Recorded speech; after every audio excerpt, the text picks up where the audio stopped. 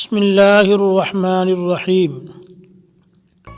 حضرت عمر بن دینار رحمۃ اللہ تعالی علیہ فرماتے ہیں کہ مدینہ طیبہ میں ایک آدمی تھا، اس کی بہن بھی مدینہ طیبہ کی جانب میں رہتی تھی۔ وہ بیمار ہوئی تو یہ شخص اس کی تیمارداری کے لیے وہاں جاتا تھا۔ پھر وہ فوت ہو گئی تو اس نے اس کے کفن دفن کا انتظام کیا۔ دفن سے فارغ ہو کر گھر پہنچا تو یاد آیا کہ وہ اپنی نقدی کی تھیلی، اپنے پیسوں کی تھیلی قبر ہی میں بھول آیا ہے۔ ایک شخص کو ساتھ لے کر وہاں پہنچا، قبر کھودی تو وہ تھیلی مل گئی۔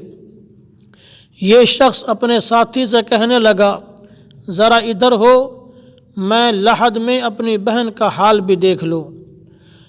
جو ہی لحد سے پتھر وغیرہ ہٹایا تو اسے آگ کے شعلوں سے بھرا ہوا پایا۔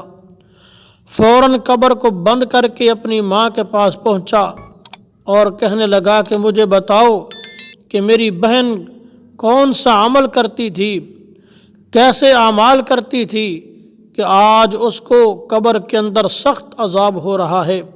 ماں بولی کہ وہ تو مر چکی ہے، اب تو اس کے عمل کیوں پوچھتا ہے؟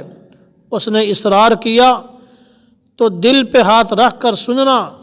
ماں نے بتایا کہ تیری بہن کے 2 اعمال تھے جس کی بنا پر اس کو آج عذاب قبر ہو رہا ہے۔ ایک اس کا برا عمل یہ تھا کہ نماز میں تاخیر کرتی تھی۔ نماز تو پڑھتی تھی لیکن نماز میں تاخیر کرتی تھی، لیٹ کر دیر کر کے پڑھتی تھی، اور طہارت وغیرہ بھی اچھی طرح نہ کرتی تھی۔